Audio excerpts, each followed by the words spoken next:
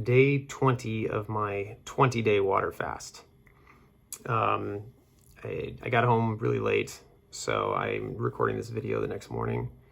It's also a little bit of late morning, but I digress. So I will report on what my day 20 was like. Well, first the numbers. It notched back up a little bit, back up to about 6 pH. My weight actually went back up just a little bit. I weighed myself at 185 compared to the previous day, day 19, of 184.3. So, but that could happen. Things can kind of fluctuate a little bit, can plateau, fluctuate. Oh, sorry, I got my cat here. And yeah, so I went to the bathroom about 6 times. Water pH again was 9.45, TDS 101, EC 203. I'd gone to sleep the night before at about 1:30 in the morning, and then got up at 7 a.m. So, and I was starting to have some concerns about if that true hunger response was already starting to kick in, because I was starting to feel a little something in my throat, but it just kind of faded, and then it just kind of like tinge of it here and there. But for the most part, pretty much the whole day, it didn't really notice anything. And actually, I would say, I actually, my energy was even more constant through the day. Like I didn't even have that little bit of a lull in the middle that I had on a few of the other days, around like between 3 to 5 o'clock, where I just like feeling like a little bit of like, I gotta take a pause and take a quick little 20-minute nap, and then, good to go again. I pretty much just, felt fully energetic from the time, from morning till night, and didn't need to pause to take any naps at all. So that was, pleasant surprise. And again, the true hunger thing didn't really kick in. So my concerns that I had, were kind of quelled, at least for the day, that, I wasn't actually getting close to some limit that I was concerned that some nutrient deficiency was gonna, my body was gonna, urge me to stop, so just a subtle passing feeling. And then, and again, I worked a good part of the day.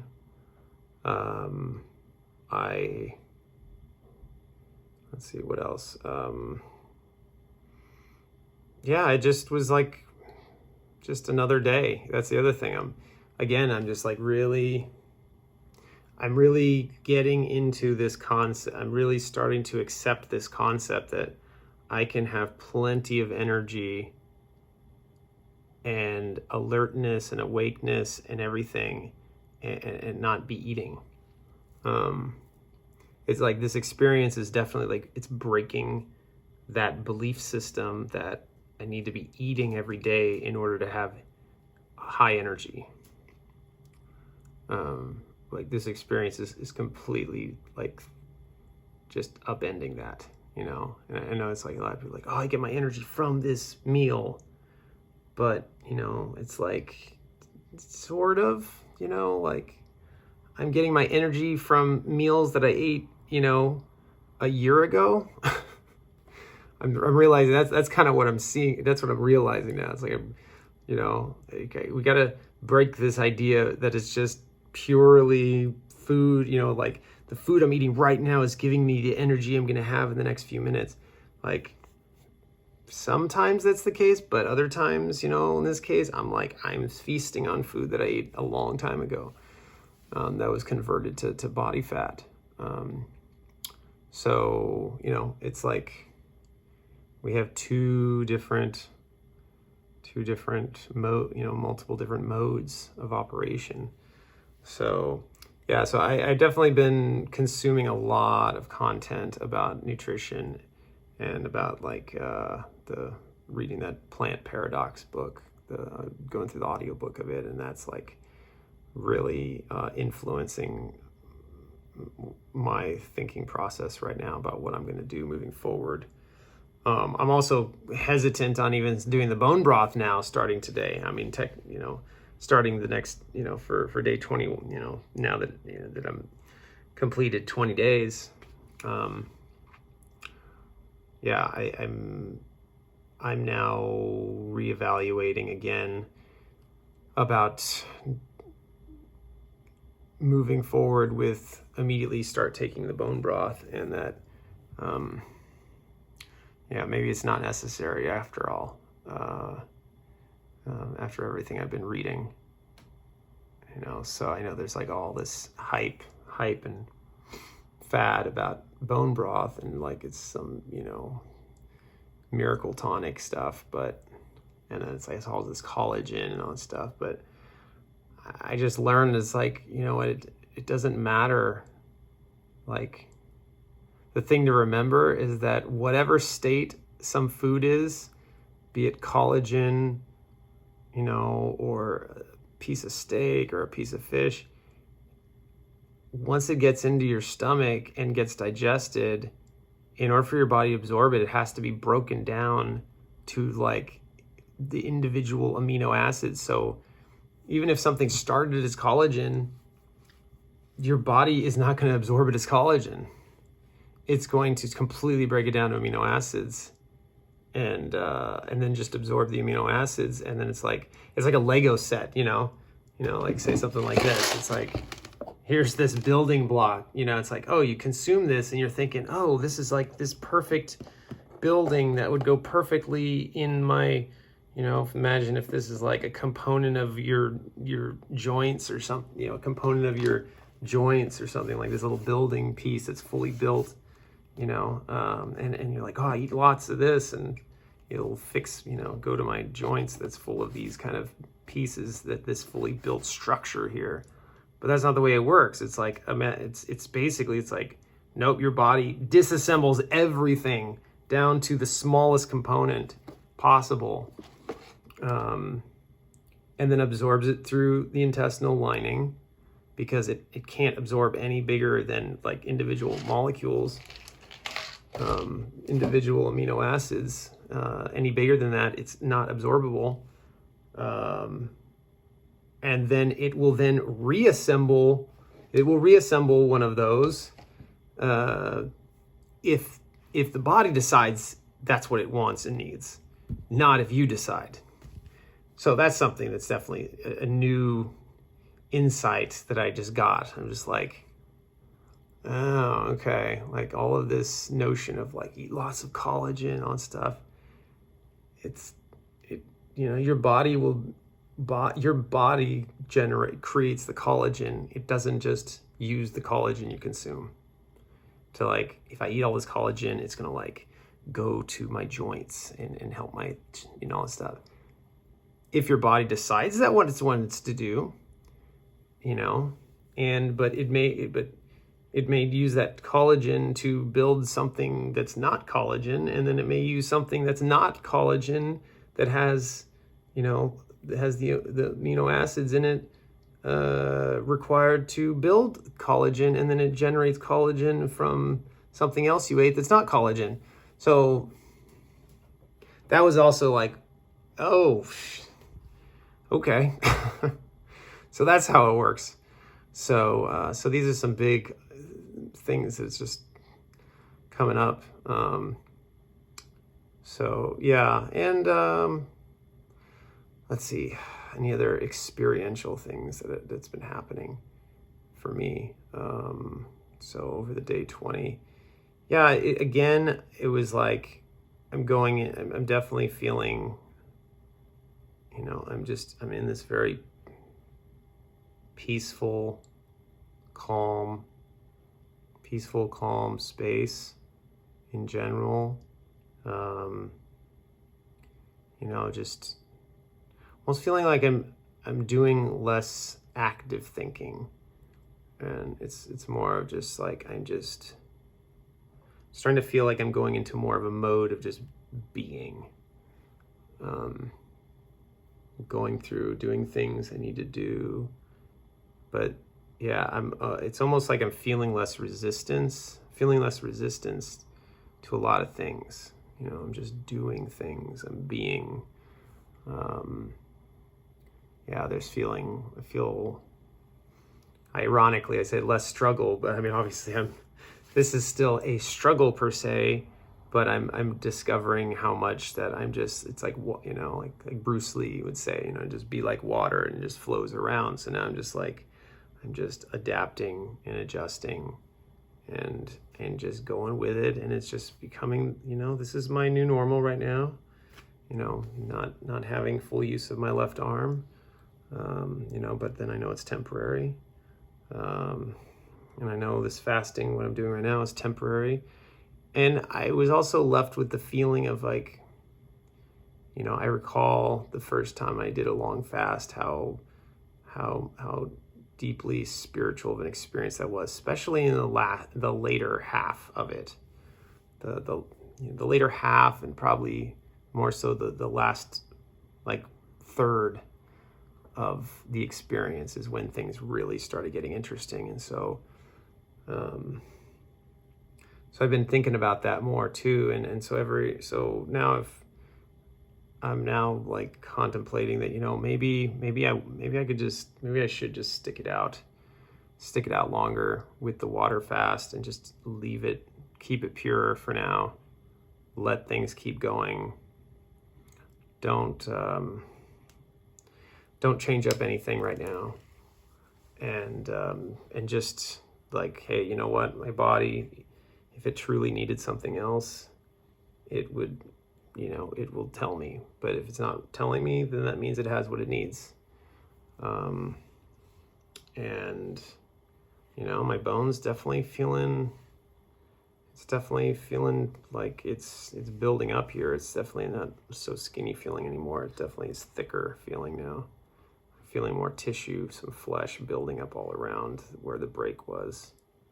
And the break is definitely, it's feeling smoother. It's definitely feeling smoother. Less of a ridge there now.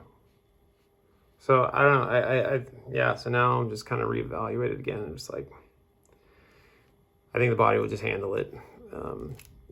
It redistributes, just recycles damaged tissues, breaks them back down to the basic building blocks, reuses it to build what else I need. I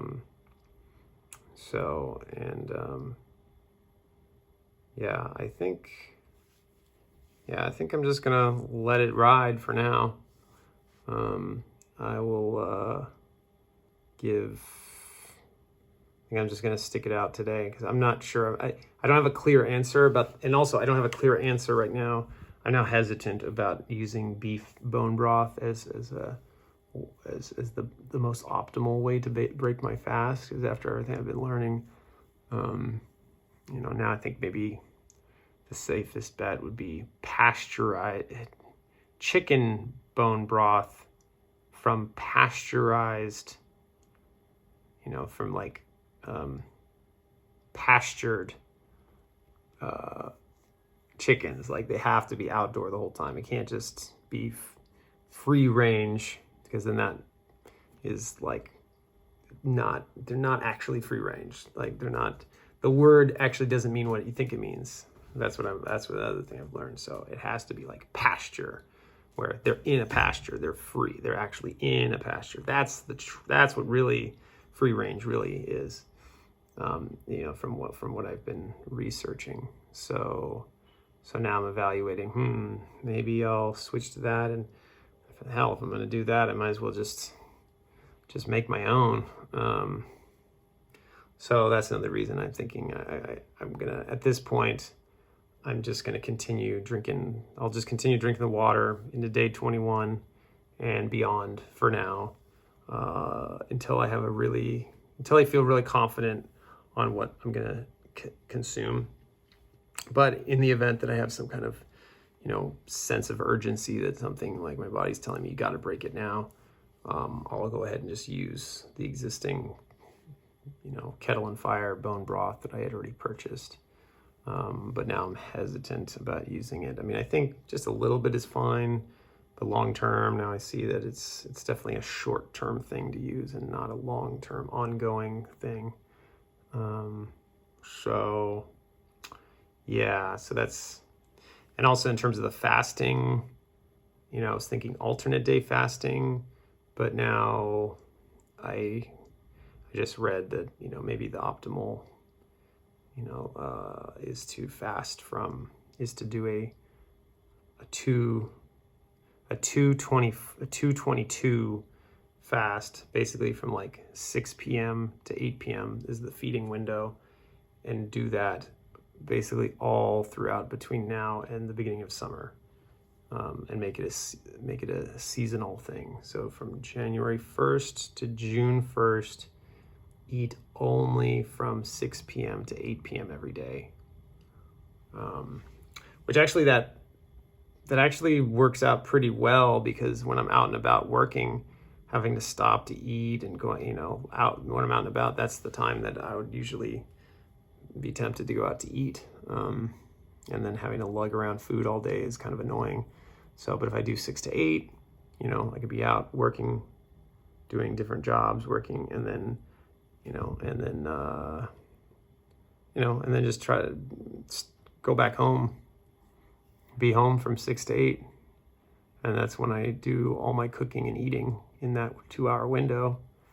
And, that actually compresses things really pretty nicely, so I just start munching on some stuff when I first get there, cooking something, and then I can afford to have, spend the time on making one really nice meal a day, and that feels way more sustainable than like having to prepare 2 to 3 meals a day. And also if I'm going out to dinner, 6 to 8, the 6 p.m. to 8 p.m. time window, that's ideal. So that's the other thing. Like those are the times that I go out to dinner, is during that time.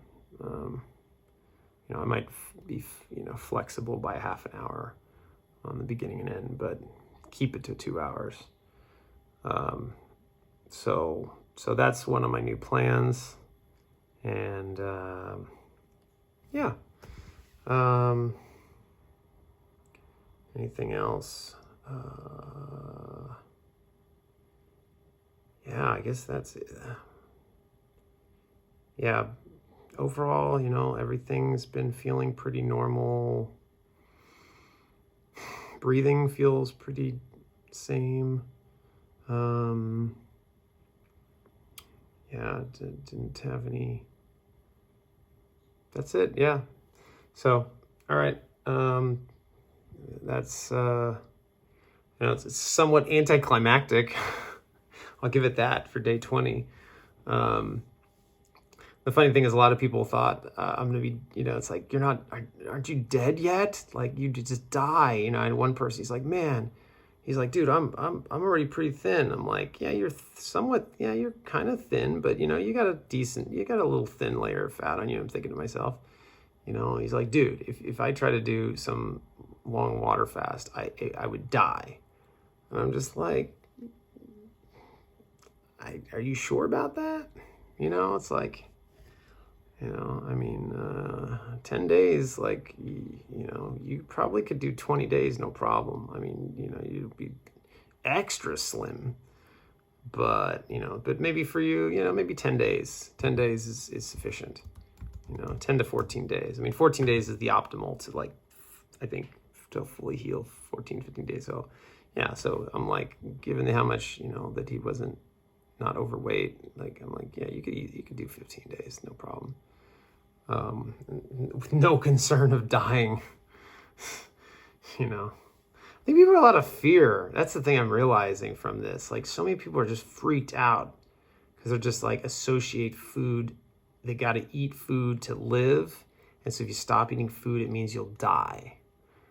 You know, there's that, they've made that connection, and it's so like, they're so attached to food, needing to eat all the time. And then if they don't eat all the time, they're starving themselves. And then by starving themselves, it means that they're killing themselves, you know. But the irony is the opposite is true. It's because they're eating all the time, they're killing themselves, which is just, you know, another one of life's ironies, you know. But this is like, you know, a delusion at the mass, you know, at a mass scale. So, but what can you do? Like I said, I just live it myself. That's the other thing. You know what? The other thing that really hit me yesterday, you know, hit me for day 20 was, you know, I kind of shared it with a few different people.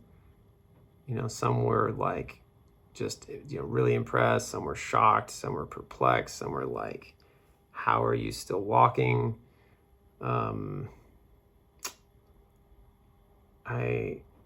It's like I'm trying to do this to lose all this weight and to transform my body and transform my health. And I'm realizing now that like trying to convince people while you're still in the middle of it is mostly futile. That's what I'm realizing. It's mostly futile. Me spending time on trying to convince anybody. And it occurred to me that my attempt to convince was actually just a form of me serving my need to feel like I matter, and that there's a part of me that lacked, that was missing this feeling, this from childhood, that feeling like I didn't totally matter, and so that part of me is like trying to get filled and like latching on to certain things and ideas and activities that I'm doing, and then sometimes it like hijack it in service of trying to fill that. And that came up for me, and I see now that I was like, oh, you know, so gotta find other ways to fill that, you know, and it's, I see now that it's way more impactful for me to just, you know, just keep documenting my journey. You know, anyone who's interested, you know, will find it and follow. And, you know, and my biggest, you know, the biggest impact and influence I can make is just like, you know, not needing to say a lot and just let the results speak for themselves. But the key is to get the results, you know, not get part of the way. That's the other thing. It's like, I gotta keep going and continue getting these results and keep moving forward towards the outcome that I'm looking to achieve. And only once I achieve that outcome, where it's like, you know, a complete transformation in reconstitution of my body, only then I believe that it has the potential to make that big of a dramatic impact, to just like wake people up about what's possible, about what's, you know, what actually will work. And it's like, what's so far, it occurs to me as the most effective process of transforming your body is doing this fasting.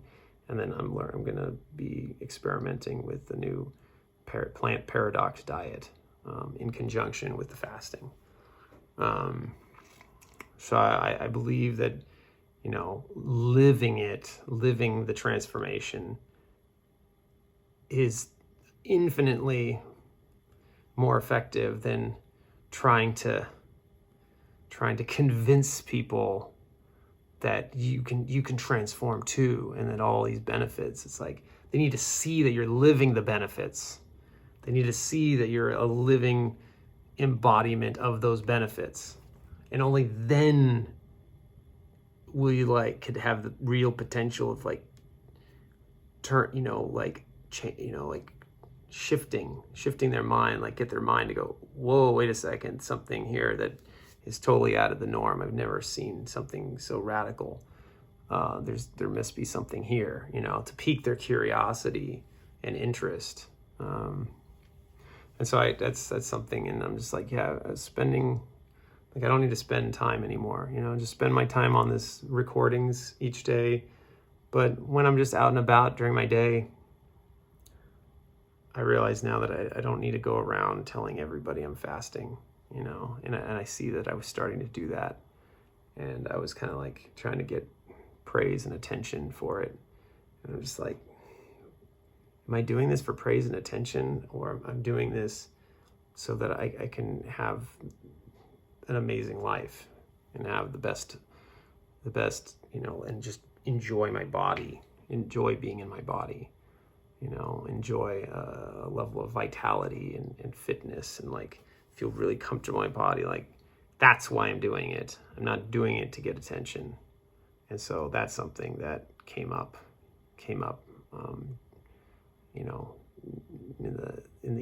later in the day, during a call. I had a coaching call, and so as we were having discussions, that suddenly sunk in. So that's the other thing I see. While doing fasting, it is an optimal time to do personal work, personal self-development work while you're in a fasted state, because you're just so, I just know, and my friend who I'm doing coaching with, even he acknowledges that, wow, he's like, man, you're like moving through this stuff at a really fast pace. He's like, man, you're getting these things, and like, these lessons I'm going through, it's like you're not resisting at all, and it's like you're just boom, you're nailing it, and so things are just like flowing more effortlessly. I'm noticing easier. I'm catching my the little dysfunctional patterns more readily. I'm able to like catch it, aware, notice it, become aware of it, dissolve it, so it's like so it's interesting. I'm not just, so this process is not just cleansing my body. It's like, it's facilitating a more effective, smoother purification of also like broken, dysfunctional mind patterns, which makes sense because it's like, all your neurons and everything. It's like, when that is impaired at a biological level, of course it's going to impair your judgment, your thinking, a lot of the cloudy brain effects and all that stuff. All that clears up, like just everything works better, including your ability to solve and resolve your own internal mental issues. So that's something that it's become very apparent that's been happening. Things are I'm tackling a lot of personal issues at a pretty rapid pace relative to times in the past that I would stay stuck for longer durations. And now it's like every week I'm just like, break down this, I break down this barrier, I break down another barrier. I uncover another thing every week. I've just been uncovering and breaking down and dissolving, and identifying and uncovering family dysfunctional codependency relationships, and like bringing awareness to it, and then shifting, able to more easily shift how it occurs to me, and then the shifting the meanings of things, and then with each occurring time, it's like I'm feeling myself getting calmer, more grounded, and less reactionary. That's the other thing, like the triggers, the things that would trigger me more, I'm also catching them more and just be like, oh, that's a trigger. Okay, what am I making it mean, And I'm just like, so it's actually been really powerful in that regard as well, in addition to the weight loss. So So, yeah. And so moving forward, I'm just going to continue on the water fast for the time being until I feel totally confident on what is the most optimal way to break my fast. So I will just continue making these videos of each subsequent day past day 20. All right, till the next one. Bye.